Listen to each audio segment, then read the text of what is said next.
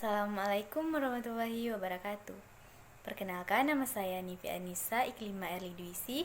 Saya dari program studi S1 Kebidanan Institut Kesehatan Mitra Bunda. Di sini saya akan menjelaskan bagaimana cara pemeriksaan tanda-tanda vital.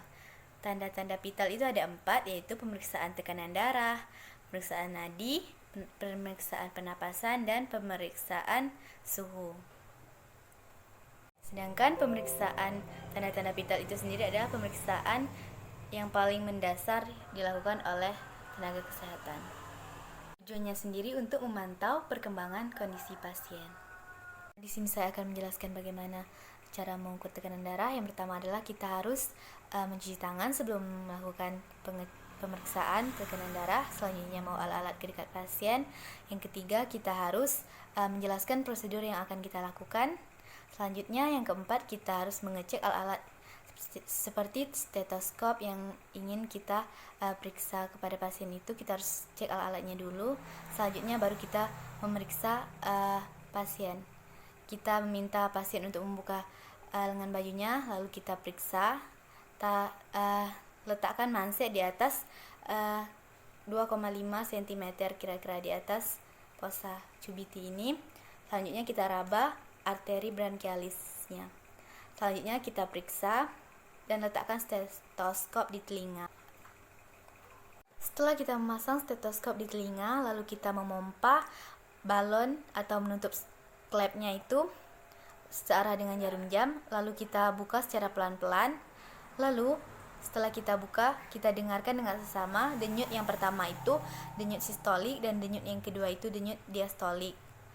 Ya, setelah kita dengarkan, kita hitung berapa tekanan darahnya, lalu kita catat, lalu kita udah dicatat, jadi langsung aja kita buka, lalu kita simpan semua alat-alatnya. Selanjutnya, cara menghitung pernapasan. Yang pertama adalah kita mencuci tangan. Yang kedua, kita dekatkan alat-alat yang dibutuhkan ke dekat pasien, lalu kita jelaskan tujuan yang kita hendak lakukan itu apa, lalu kita menjelaskan ke pasien posisi yang nyaman untuk pasien itu bagaimana. Lalu kita hitung nadinya tanpa kita memberitahukan dengan pasiennya.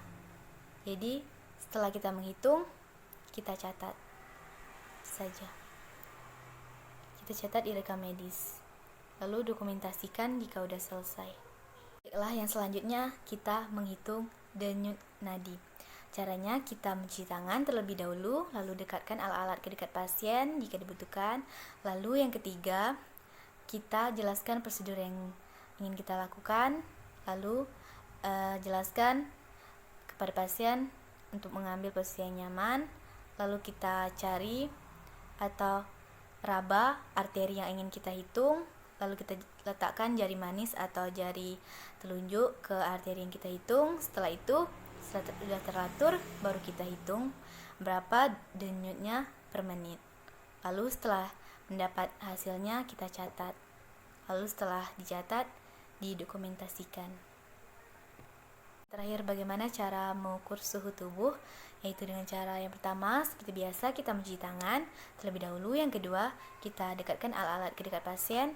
Yang ketiga, kita jelaskan tujuan kita seperti biasa jika kita hendak melakukan tindakan.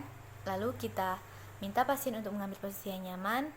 Lalu kita langsung melakukan prosedur atau tindakan dengan cara kita meletakkan, misalnya kita melakukan termometer dengan termometer air raksa, lalu kita letakkan di ketiak pasien, lalu minta pasien untuk melakukan tangannya seperti ini.